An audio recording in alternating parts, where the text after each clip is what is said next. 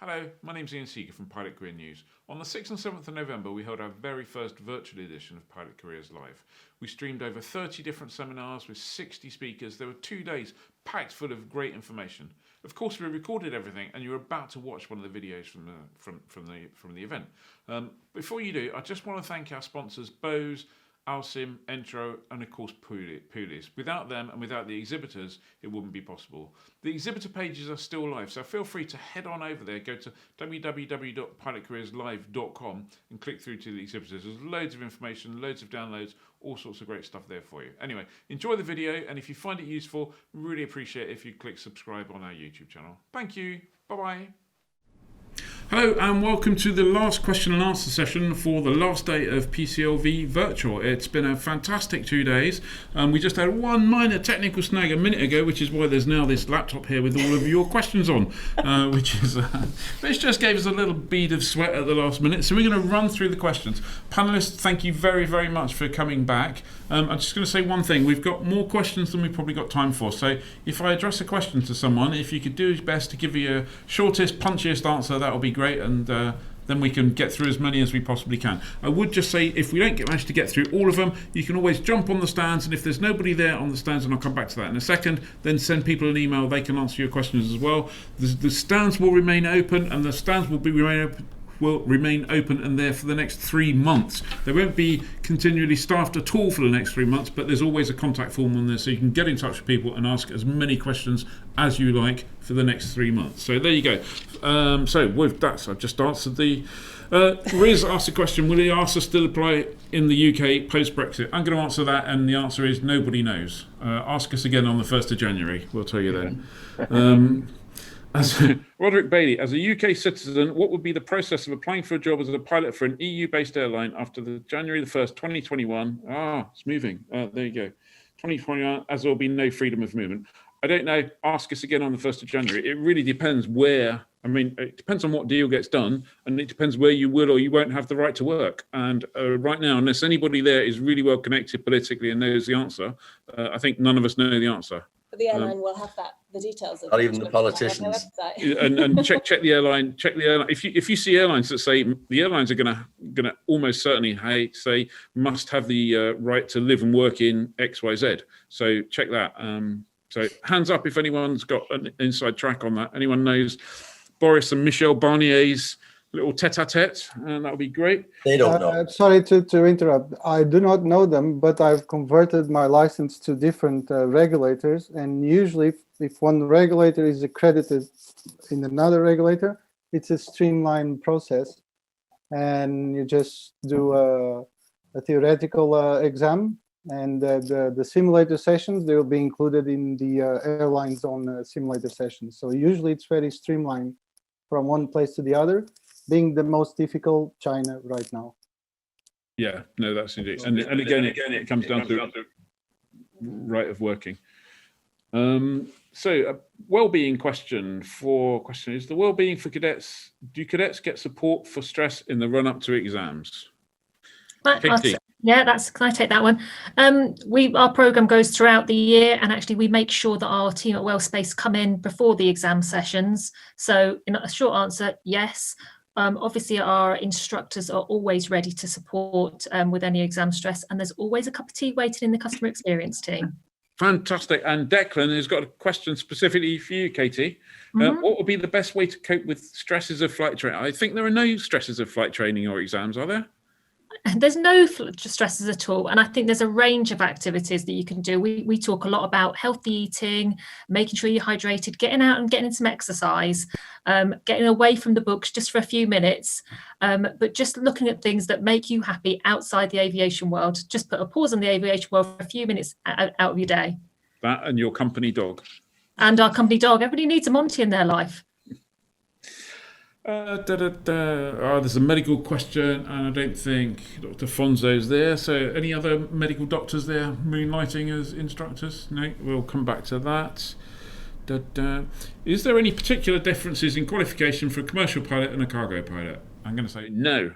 No. Correct. No. Correct.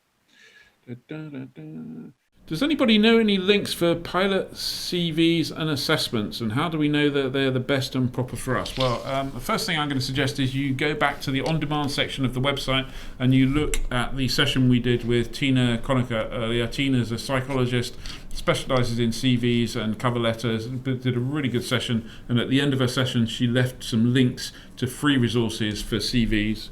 And Karen? And I'm going to put my Resilient Pilot hat on here. We have a couple of webinars on Resilient Pilot that talk about CVs and cover letters as well. So go onto the Resilient Pilot website to watch those on demand as well. Lots of on-demand watching for people. Who needs Netflix, huh? Megan would like to know, how long does your frozen ATPL stay valid for if you're unable to find a job after completion of your training? Well, 7 years. Who wants to take that? Hands up, anyone? There you go, Nuno. So you have 7 years after the date of XP of your IR. 7 years. Thank you very much. Is the maximum 7 years, but after 7 years he lost the license. Before 7 years, you can renew the IR and everything and stay current. Okay, but probably best, going by what Petter said, not to leave it a maximum of 7 years before you need to renew. So if you want a chance of getting a job, then clearly staying engaged leaves you much more chance of getting a job than staying disengaged for 7 years and then going and renewing. And frankly, I suspect that if you've gone through... My advice to revalidate his instrument rating every year, not to leave it like this, because then is needed refresher, recurrent, blah, blah, blah, and then renew the license. Yeah, I suspect the skills perish quite quickly. What should you do if your application to a cadetship or flight school is rejected? Philip, would you like to take that? Yeah, well, I think speaking for ourselves, we're looking at the assessment process, and there's three elements to that. There's the CUTE or the CUTE online section, there's the sim section, and then there is the general interview. Now, depending if somebody falls down, it depends what aspect they fell down on.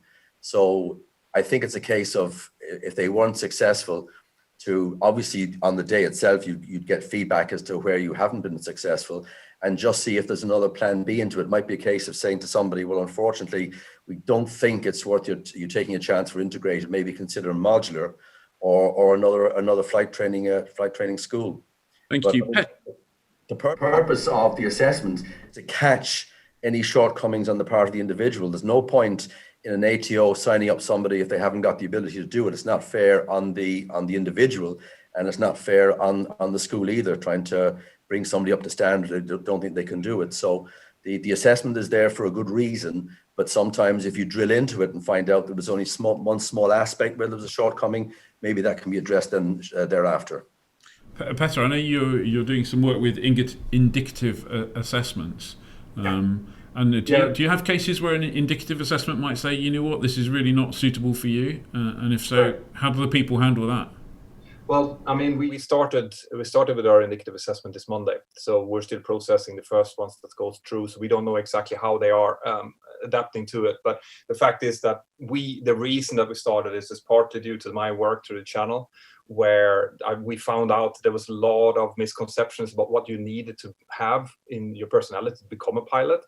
And we thought that before you even go to a flight school, you probably should go through some type of assessment, get some kind of feedback so that you can work on these competencies. Maybe it's your English language skills, maybe it's your mathematical fundamentals, whatever it might be, so that you have a picture already. You can work on that, and then you can go to Philip, for example, at AFTA and do the full assessment, hopefully having worked on those weaknesses. And crucially, like you were saying, there are instances where a CUTE assessment, which this will tell you that, listen, you have shortcomings in so many of your personality traits that you should probably think about doing something else, because it is unlikely that you will be able to go through your training and be successful or to get a job after your training. So rather than hearing that after you have spent X amount of thousands of euros on your training, is better, even though it might not feel that way, to hear it before you start your training. And that's why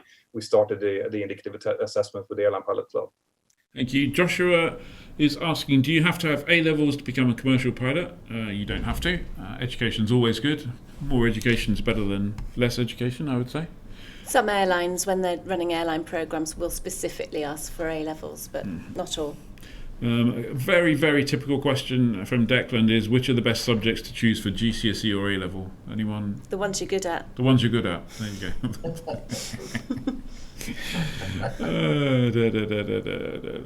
It does a job before flight training, ought to chance to get an job. I think there's a bunch of other questions there, but there's quite a lot of medical questions which are a bit in depth. So I think we're gonna leave it there because we've overrun, sadly. I'm going to thank everyone very much for coming back. Thank you for your presentation, and I look forward to speaking to you all soon over the coming weeks, and to thank you personally. Thank you very much, everyone, and I'll see you soon. Thank you. Thank you, everybody. Bye. Thank you. Bye. Bye. Right. So that leaves us just the wrap up to do, Karen.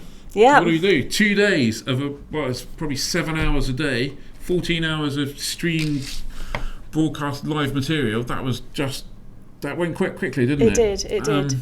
I guess for me, I don't know about you, but my kind of the message I want to get over that I really hope people have picked up is this is about you making your choice. Nobody can make your choice for you. You have to make your own choice, and in order to make your own choice, you need to gather the data that you need to make a sensible choice and the right choice for you.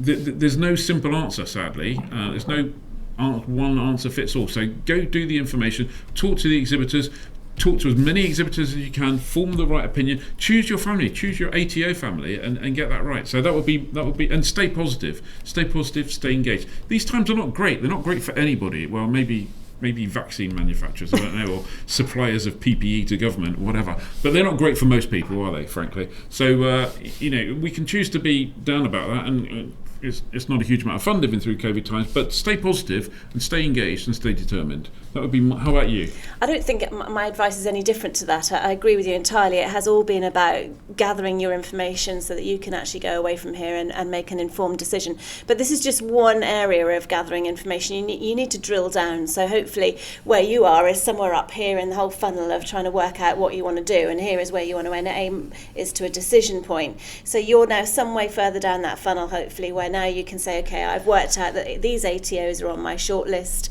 and these different people seem to be good people for me to talk to, and that's where I'm going to go next to really drill down and get detailed information about what's going to work well for you.